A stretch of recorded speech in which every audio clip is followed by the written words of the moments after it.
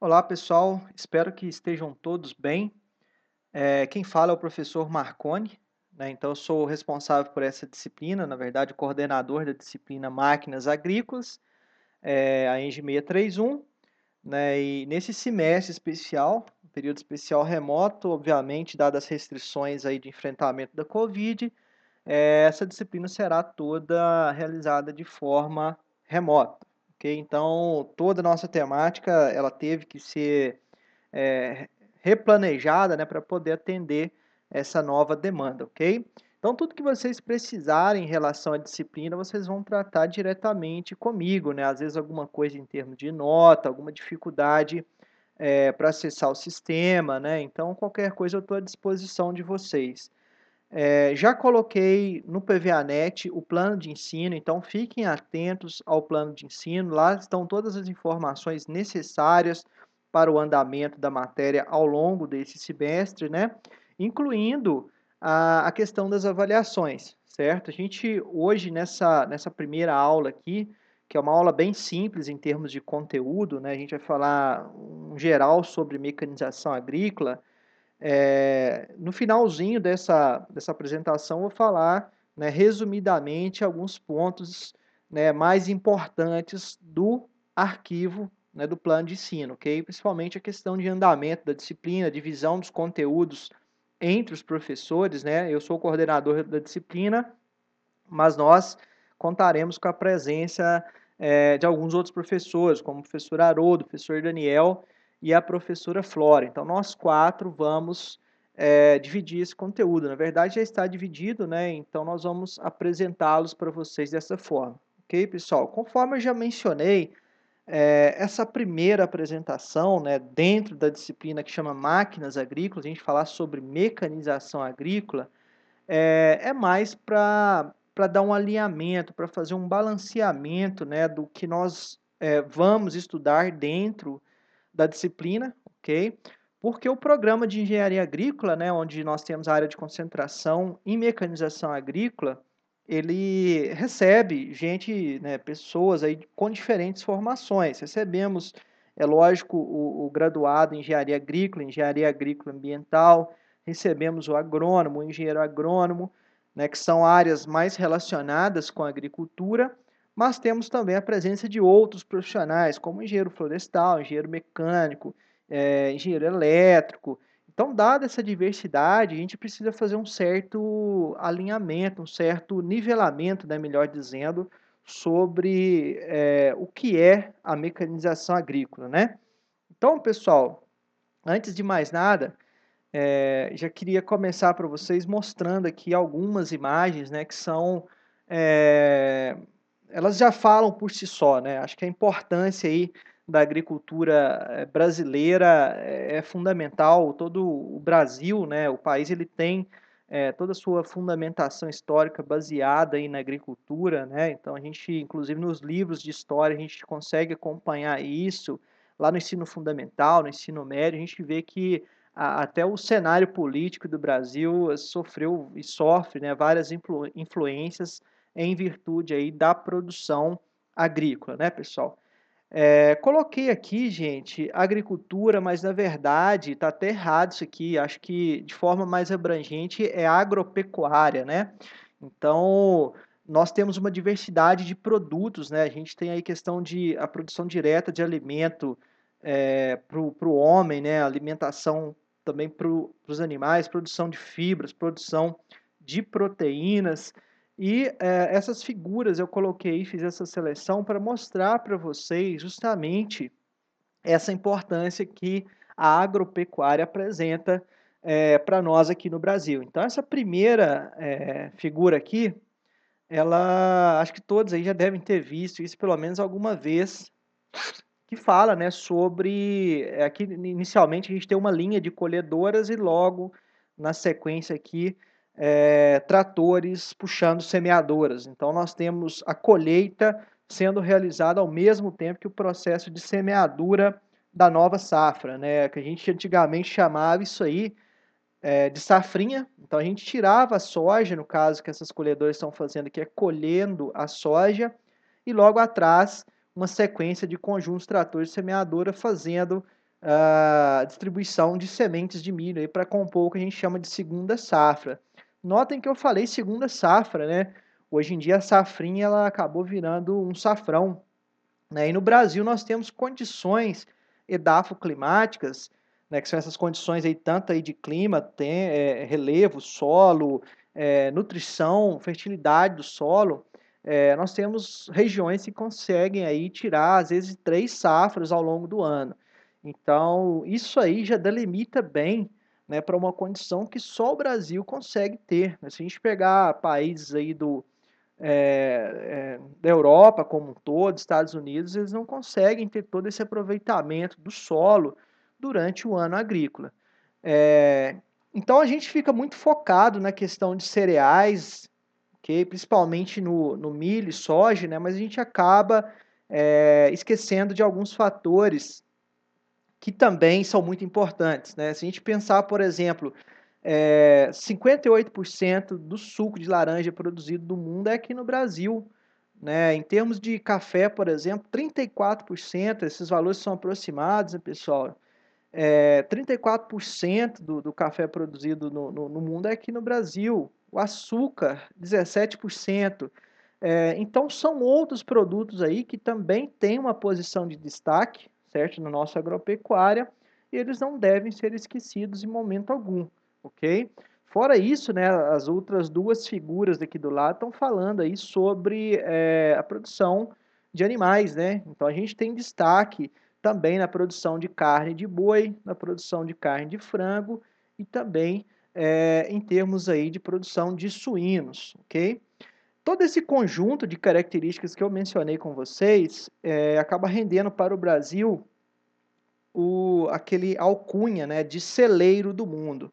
Na verdade, não fui eu que inventei isso, às vezes a gente ouve esse termo aí na mídia, né? Mas na verdade a primeira pessoa que fez menção a esse termo celeiro do mundo foi um ganhador do Prêmio Nobel da Paz, em 1970, né? O nome dele é Norman. Então, Norman, em visita ao Brasil, ele justamente salientou essa questão, né? Que o Brasil tem tudo, né? O que precisa para alimentar o mundo, né? Então, nossas condições aqui, elas favorecem muito as práticas agropecuárias. Então, esse termo aí, né? Só para fazer colocar um pé na história, né, é desde a da década de 70. E de fato a gente tem visto, né, que isso aí é uma verdade, ok?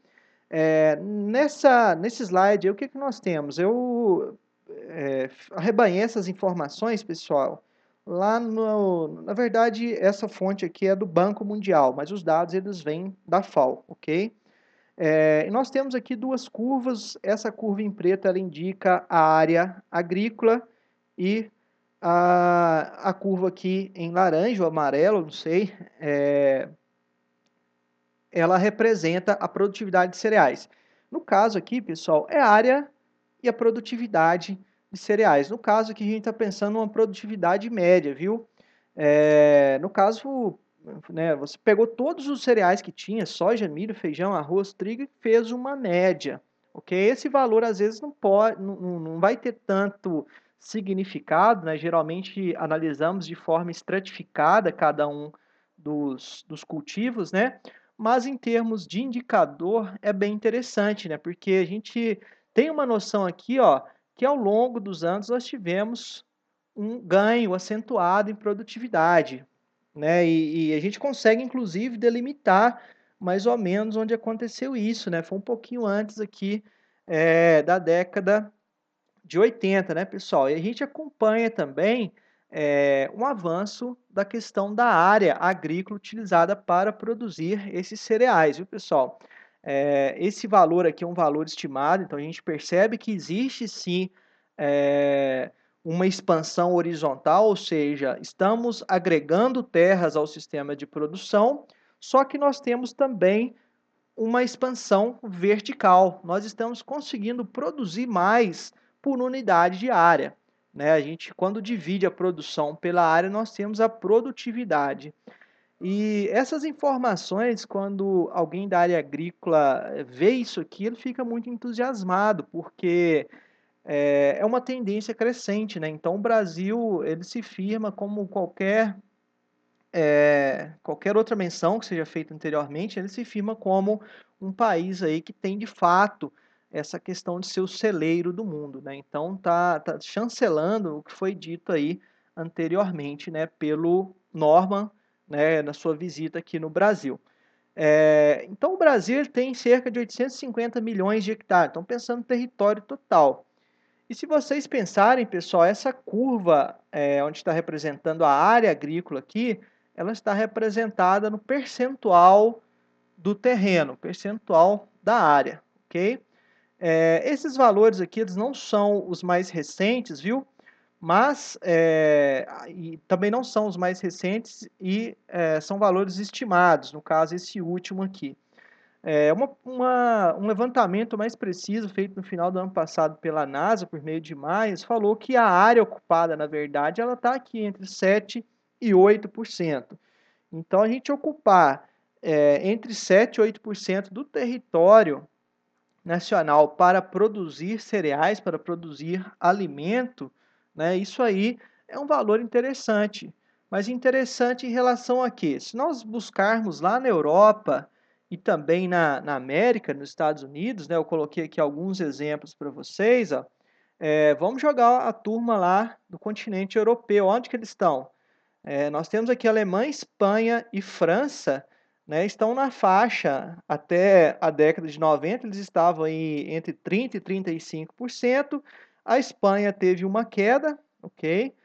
E a Alemanha e França continuaram aí oscilando entre 30% e 35%.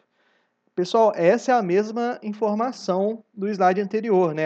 É o percentual da área utilizado para a produção de cereais, ok? O que que isso aí nos leva a pensar? Poxa, o negócio deles lá já está mais acirrado, né? Porque não tem mais para onde crescer essa produção. Eles têm que comprar de fora. Comprar de quem? Comprar de nós, ó. Então, o Brasil, né? Essa aqui é a mesma informação do slide anterior, né, pessoal? Olha onde está o Brasil aqui embaixo, ó, né? Então, a percentual da área ocupada com a produção de grãos, com a produção de cereais, ele reflete muito, né, sobre, inclusive, algumas questões que às vezes são tratadas na mídia com pouca informação, com pouco embasamento, e a gente às vezes fica acreditando, né? Mas o cenário atual é isso aí. Então, só se a gente pegar soja, milho, trigo, tá tudo aqui, ó. Às vezes não chega a dar, né, os 8% ali, ok? Os Estados Unidos também, ó, está na faixa de 20, né? Agora tem caído um pouquinho e mesmo assim é um percentual mais que o dobro, né, do Brasil. Então isso aí reforça que o Brasil tem condições, né, para continuar sendo aí o grande expoente da agropecuária no mundo, ok? Dado isso, pessoal, nós temos que, logicamente, falar, né, que o agronegócio, né, ele tem aí uma participação que geralmente está acima de 22% do PIB, né? Então a gente tem uma parcela boa. O agro, né, ele morde uma parcela é, bem interessante aí do produto interno bruto. O agro é só soja e milho? Não, né? O agro ele envolve uma série de outros setores, maquinário, venda de insumo e tal. Mas está tudo envolvido, né? Acho que você tendo lavoura, você tem todo esse conjunto de produtos aí que circulam em função da exploração agropecuária. Essas duas figuras aí foi do ilustrador aqui no estado de Minas, pessoal, e eu acho assim extremamente, eu até perco as palavras aqui, mas acho que não precisa de falar nada, né? Acho que mesmo durante esse momento aí de pandemia, mesmo durante as crises nos demais setores, o agronegócio ele consegue puxar o Brasil da lama, né? O agricultor, de fato, ele carrega o Brasil nas costas. Então, é lógico que o agronegócio ele precisa de um constante desenvolvimento aí, precisa de tecnologia, né, para ajudar tudo isso rodar. Mas o que a gente observa é isso, né, que a importância, no nosso caso aqui, é um negócio fora do comum, ok? Dentro desse pacote do agro, nós já falamos sobre mecanização agrícola, né, que é o tema da aula de hoje. E o que que é a mecanização agrícola? Mecanização, eu quero que vocês assumam que é um processo. Um processo assim como foi a Revolução Industrial, né? Na Revolução Industrial ocorreu a introdução de máquinas no processo que antes era um processo industrial, né, que antes era basicamente efetuado por meio de manufatura, as máquinas passaram a operar nesse meio, né? Então, a mecanização foi a introdução de máquinas na agricultura, ok? Então, na condição de processo, ele pode ser adequado a várias situações. Então, nós temos a mecanização para o pequeno, temos a mecanização para o médio, temos a mecanização para o grande. Então, temos várias soluções, né? E nunca essas soluções elas não são prontas, elas devem ser criadas de acordo com a situação, ok? E essa figura aí, ela remete um pouco, né, desse histórico, né, que é lógico que na medida em que o homem ele começou a usar de ferramentas, né, até chegar aqui, ferramentas manuais, né, até chegar no que a gente tem hoje, né, em termos de tecnologia, uma máquina que a gente chama aí de smart, né, uma máquina inteligente, conectada e processando informações em tempo real, isso foi uma evolução muito grande. E se a gente pegar aí, não tem tanto tempo não, viu, pessoal? Tem um recorte aqui de um relógio, que relógio não, isso aqui é de um jornal, né?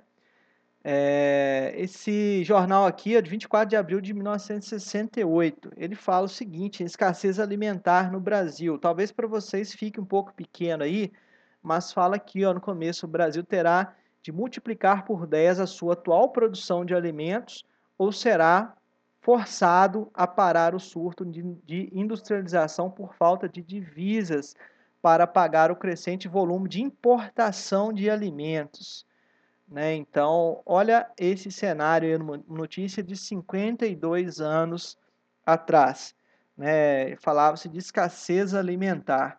O que são 52 anos em termos de mecanização agrícola? 52 anos é isso que está nessas duas fotos, viu, gente? Nessas duas figuras aí, ó, são 52 anos basicamente, certo? Então, a gente tem aqui, ó, no caso, as duas figuras remetem ao mesmo processo, os dois aqui no caso estão fazendo uma semeadura, né? Então estão distribuindo sementes no campo aqui, só que é lógico, o que tem de diferença de tecnologia da esquerda para a direita é algo fantástico, né? Igual eu já comentei com vocês anteriormente, essa evolução ela não tem tanto tempo assim não, né? Em 50, 52 anos, olha o que a gente tem de diferença aí. Então, a mecanização agrícola, ela é de fato um dos principais combustíveis aí do agronegócio, né? Então, a gente precisa sempre ter um estudo, ser cuidadoso na utilização dessas ferramentas, buscar sempre desenvolver isso aí por meio das mais variadas atividades, né, para fazer com que esses processos mecanizados eles consigam atender às diversas demandas que a cada dia surgem no agronegócio. Então, com o processo mecanizado, quando a gente coloca uma máquina para fazer uma operação, nós temos, é lógico, que todo mundo pensa na questão do aumento de rendimento, né? Então, isso passa a ser muito importante, porque, inclusive, eu mencionei com vocês lá atrás sobre a questão da segunda e terceira safra em locais onde é possível, né? Onde as condições climáticas permitem, né? Então, pessoal, essas janelas para você fazer safra, para você fazer segunda safra, as janelas são curtas. Então, você tem que fazer ali o processo de colheita e rapidamente você já tem que vir com a semeadura, né? Então, essa foto aqui é uma foto de um evento que acontece muito no Brasil, né? As máquinas estarem no campo ao mesmo tempo, a máquina fazendo a colheita e a outra fazendo a semeadura da próxima safra. Então, a gente só consegue aproveitar esse potencial, nessas condições edafoclimáticas favoráveis, por causa dos conjuntos mecanizados, né? Então, se não fosse isso aí, é lógico, todo mundo já tem essa visão que a gente não conseguiria atender toda essa demanda, ok? Só fazendo um lembrete aqui, eu falei lá no início sobre os dados do Banco Mundial, eles organizam, né, isso num arquivo grande lá, e se vocês quiserem dá para brincar, né, vocês acessem lá os dados do Banco Mundial, e vocês vão ver que existe, eu até fiz uma vez aqui, eu fiz uma matriz de correlação, correlacionando o número de colhedoras com o número de tratores, com a área de soja, com a produtividade de soja, com a produtividade de milho. Então a gente consegue, né, definir bem essas relações, essas correlações, na verdade, né, que uma, é lógico, só depende da outra, né? Para plantar uma área, eu vou precisar plantar uma área grande, né? A gente vai precisar de conjuntos que atendam essa demanda também. E sempre quando falamos em mecanização, a gente já pensa no top, né? A gente tem aqui, ó, um conjunto trator, semeadora adubadora, temos aqui uma máquina colhedora, uma colhedora combinada, um pulverizador autopropelido e uma colhedora de cana, né? A colhedora de cana com o transbordo aqui do lado. Isso aí é mecanização, né? Sem dúvida alguma. Só que, conforme eu já falei com vocês anteriormente, na condição de processo, a mecanização é um processo, ele deve ser adaptado. Esse processo ele deve ser adaptado para qualquer situação, né? Então, nós temos máquinas mais simples nesse slide aqui, máquinas de baixo custo, mas que onde elas são empregadas, onde elas estão trabalhando, elas fazem a diferença, né? Então, imagine aqui esse rapaz fazendo esse processo de aeração do solo com a tração animal. Isso aqui para ele, né, é muito melhor do que fazer manualmente, com certeza. Esse rapaz aqui ele está com uma semeadora, né? Então ele está fazendo aqui uma operação, já é uma máquina que está pegando, que está contando as sementes, depositando-as no solo. Então, mesmo que seja de forma mais simples, já é um processo mecanizado, já é um processo que envolve uma tecnologia. Pode ser uma tecnologia ainda rudimentar, só que já faz muita diferença, né, pessoal? Então a gente tem aqui, ó, um pulverizador que é chamado de burrojete, ele é colocado nas costas de um cavalo, de um boi, e você anda na lavoura, né, fazendo a pulverização. Esse aqui já é mais comum, né, que é um trator de rabiças, muita gente conhece pela marca, né, Tobata. E tudo isso aqui é mecanização também, pessoal, né? E onde que isso aqui está inserido faz muita diferença. Sem delongar muito, pessoal, vamos fazer um breve histórico aqui.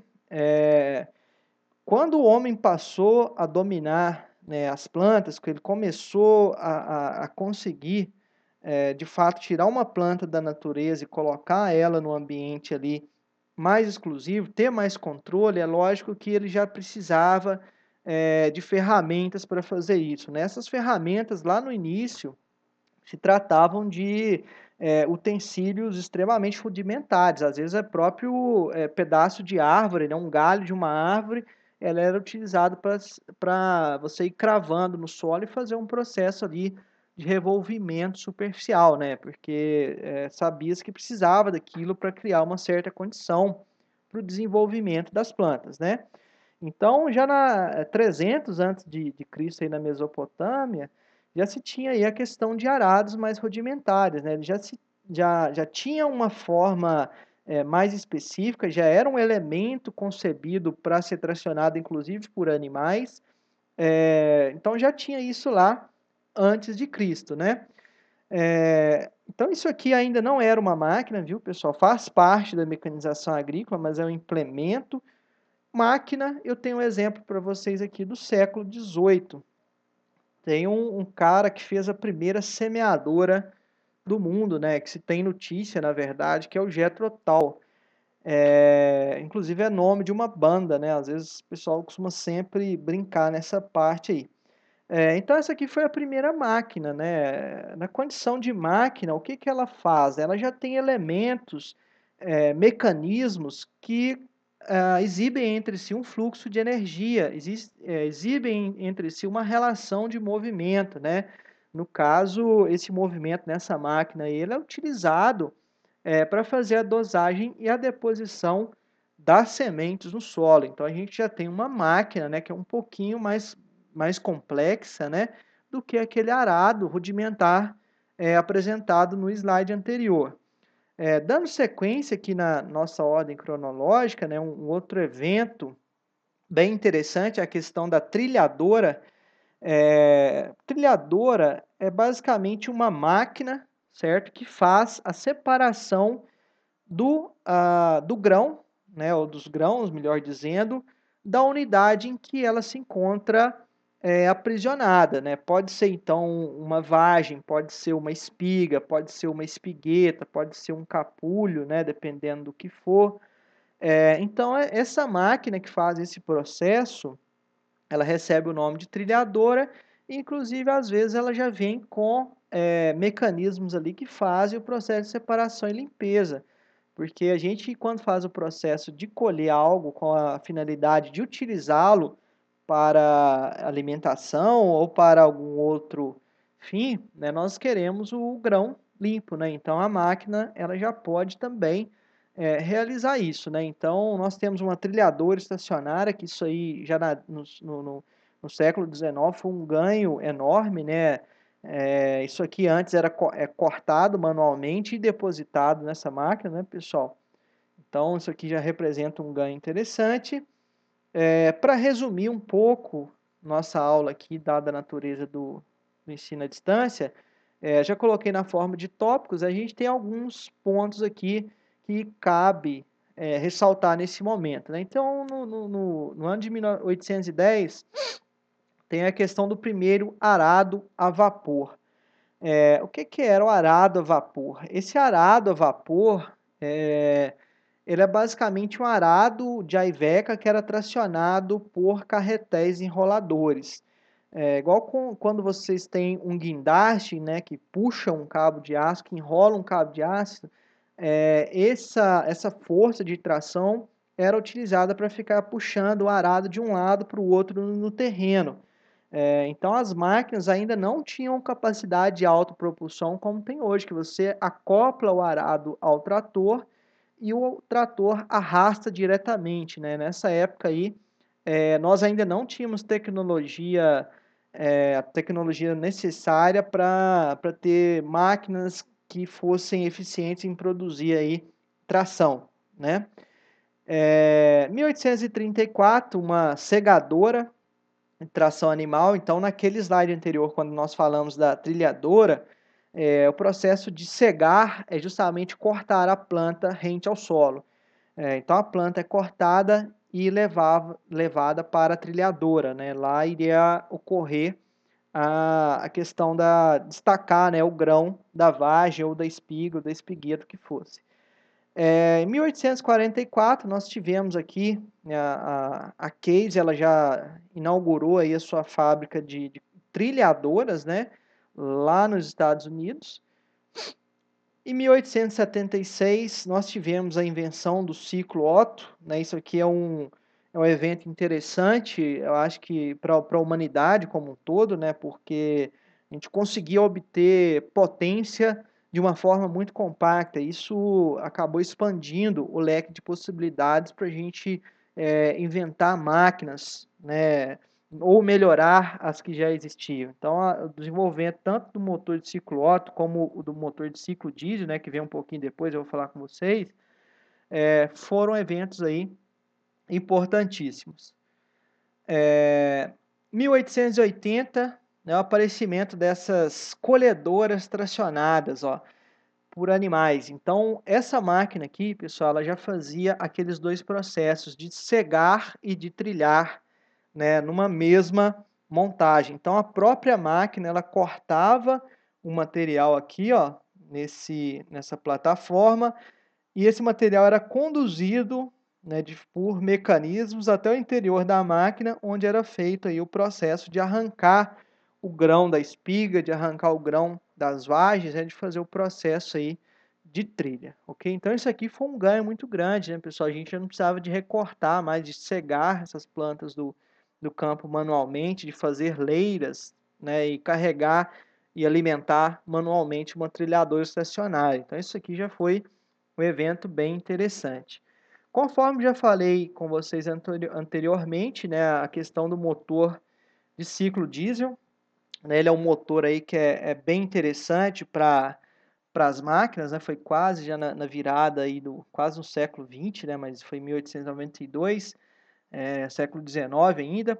Mas esse motor diesel, né, ele tem várias características que o tornam aí mais interessante para serem empregados em máquinas que são de constituição mais robustas, né, máquinas que precisam desenvolver mais tração, máquinas que precisam de mais torque, ok? Então o diesel, né, ele foi um evento aí também chave no desenvolvimento das máquinas, né? A partir dele, inclusive, né, surgiram os tratores com motor diesel, né? Lógico que já tinha surgido antes aí a questão dos motores com os tratores, desculpem, com o motor de ciclo Otto, mas o motor diesel, eu já falei com vocês que ele apresenta algumas vantagens, né, para essa utilização mais robusta, ok? Então isso em 1903, esse trator que está projetado aí foi um dos primeiros a ser projetado aí, fabricado, e no caso alcançar uma tiragem de venda um pouquinho maior. A gente não está falando em milhões, né, pessoal? Acho que está na faixa de 15, 20 modelos, que para a época, é lógico, já é um negócio extraordinário. E depois, pessoal, a partir de 1903, toda a história que vem aí, a gente já sabe, né, o que acontece. Isso continuou desenvolvendo, com o desenvolvimento dos sistemas de transmissão, com a melhoria dos sistemas de transmissão, nós tivemos aí chance de fazer máquinas mais compactas, mais eficientes, máquinas que produziam mais tração e que, por sua vez, eram capazes de tracionar implementos e máquinas maiores, ok? O pós-guerra foi uma época também interessante, porque tinha toda aquela indústria bélica, né? Ela teve que ser revertida para outras finalidades, e a agricultura ela lucrou muito com isso, ok? Então, se a gente pegar já na década de 60, a quantidade de fabricantes, né, que se instalaram no Brasil, né, já identificaram que era um mercado extremamente promissor, então a gente já tem essas marcas aí. Algumas, inclusive, estão até hoje, né, a Valmet, a Massey Ferguson, elas estão no grupo Agco. A Ford é o que hoje virou a New Holland, né, que é do grupo CNH, Case New Holland, e essa aqui a gente não tem desde 94, né, era a Companhia Brasileira de Tratores. E então, a partir desse momento aí, gente, que começou de fato a ter uma mecanização agrícola mais pungente no Brasil.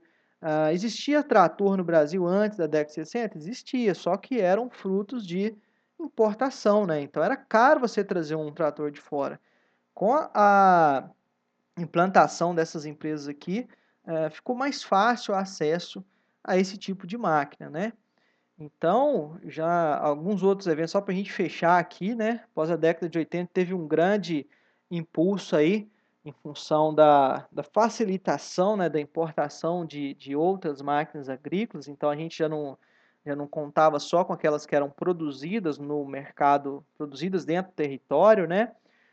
Década de 90, começaram a aparecer as máquinas destinadas aí ao uso florestal, e a gente vem passando por desenvolvimentos até hoje, né? Acho que a tecnologia nunca para, né? Então, na atualidade, eu coloquei aqui só para representar esse momento aí, um trator da Fendt, né? A Fendt, a marca está meio escondida aqui, pessoal.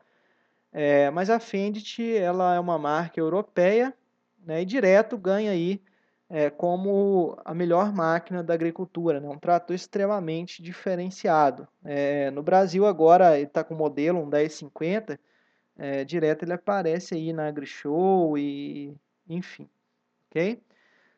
Se fosse na época, né, pessoal, do presencial, aliás, espero que essa época volte logo, né? Tá todo mundo com saudade. Na verdade, eu iria abrir aqui um momento para a gente discutir um pouco, né, sobre mecanização e conhecê-los também, né, que é muito importante. Mas, né, dada a natureza aí, eu quero que vocês reflitam um pouco sobre esse processo de mecanização, né? Às vezes a gente não dá tanto valor para aquela máquina que está junto do homem do campo ali, né? Mas é só para criar mesmo aí eh, essa discussão aí com vocês, ok? Agora vamos passar para os objetivos da mecanização. Então, a mecanização enquanto processo, ela tem, é lógico, a característica, né, o objetivo aí de aumentar a produtividade por trabalhador do campo. Aqui nós temos duas figuras, ó, colheita manual de cana-de-açúcar e colheita mecanizada.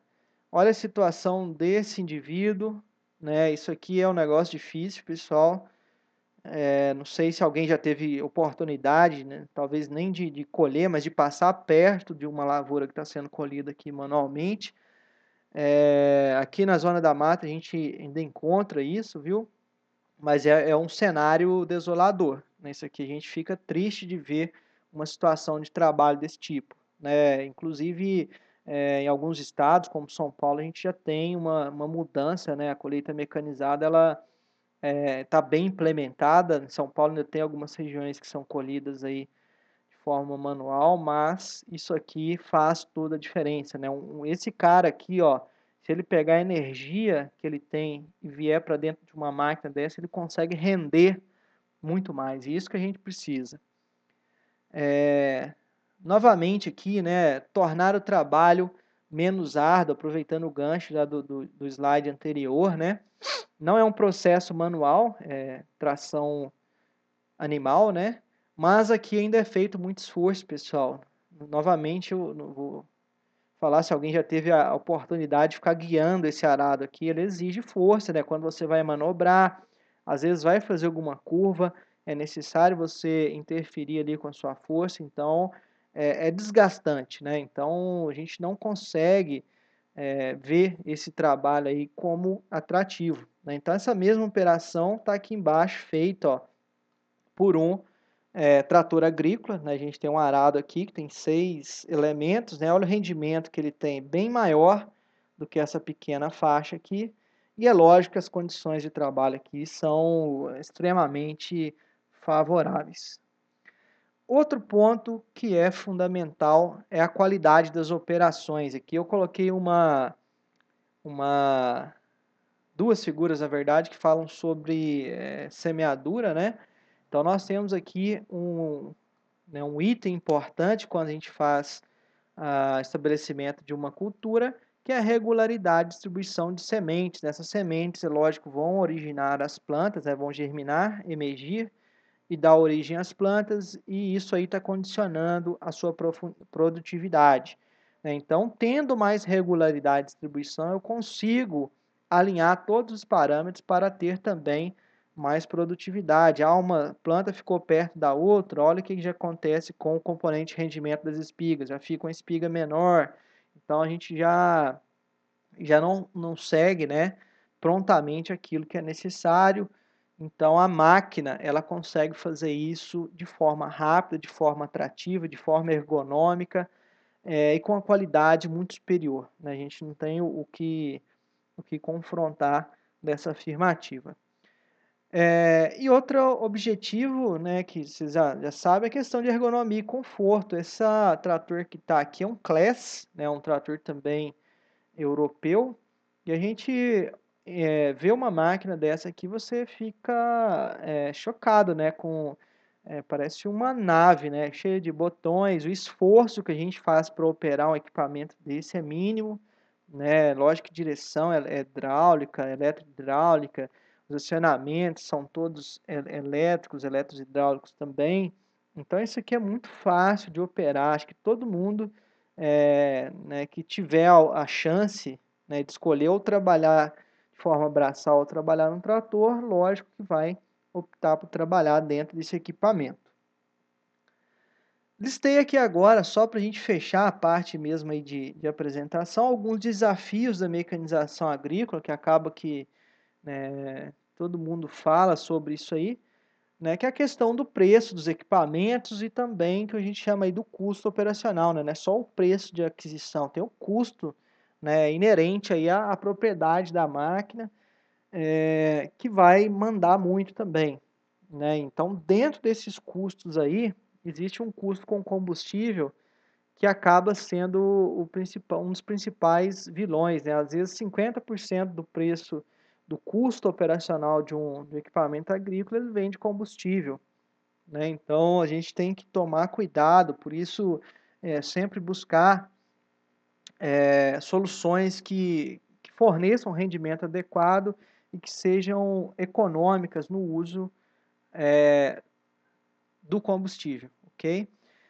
Alguns outros itens, como poluição, né, fala-se muito aí na aplicação de defensivos, né, que isso aqui pode trazer uma série de transtornos para o meio ambiente, então, a mecanização acaba que tem um papel nisso, né, principalmente se for mal utilizado, né, então a gente tem aqui uma aplicação que não tem cuidado com o operador, não tem cuidado com deriva, com evaporação.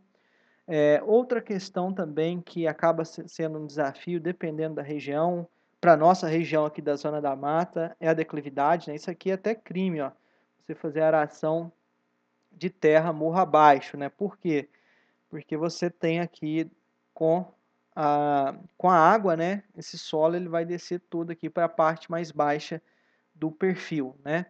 Então, é lógico que isso aqui a gente tem que evitar, mas existem possibilidades, né? Se eu quiser, sistematizar um terreno para fazer um plantio, a gente consegue, né? Existem máquinas, inclusive, que são específicas para para essas situações.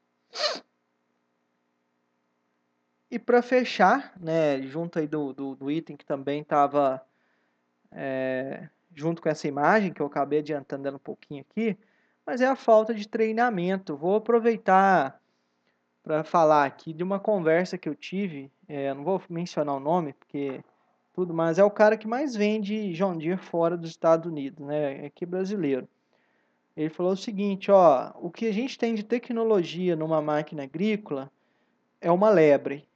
Agora, o recurso humano, o trabalhador que a gente tem no campo é uma tartaruga, né? Falta muito treinamento, né? O pessoal às vezes, muitas vezes, viu, pessoal, eles não sabem utilizar todo o recurso tecnológico que um equipamento tem, né? Então você quer fazer, quer gastar um dinheiro para fazer um mapa de colheita, é necessário ter um operador que saiba trabalhar com essas informações, que saiba calibrar o sistema. Você quer fazer uma aplicação em taxa variável, novamente, né, então a informação ela tem que andar junto do homem do campo, né, acho que isso aí acaba que todos já devem ter ouvido falar também, ok? Então só da disciplina para a gente fechar, pessoal, né, a gente vai ver aqui os tópicos, nós vamos falar sobre tratores agrícolas, pessoal. Tem uma disciplina aí, 630, que é tratores agrícolas, mas esse item aqui, esse tópico, é extremamente superficial, né? Só como eu falei, essa própria aula de hoje sobre mecanização agrícola, uma aula muito curta,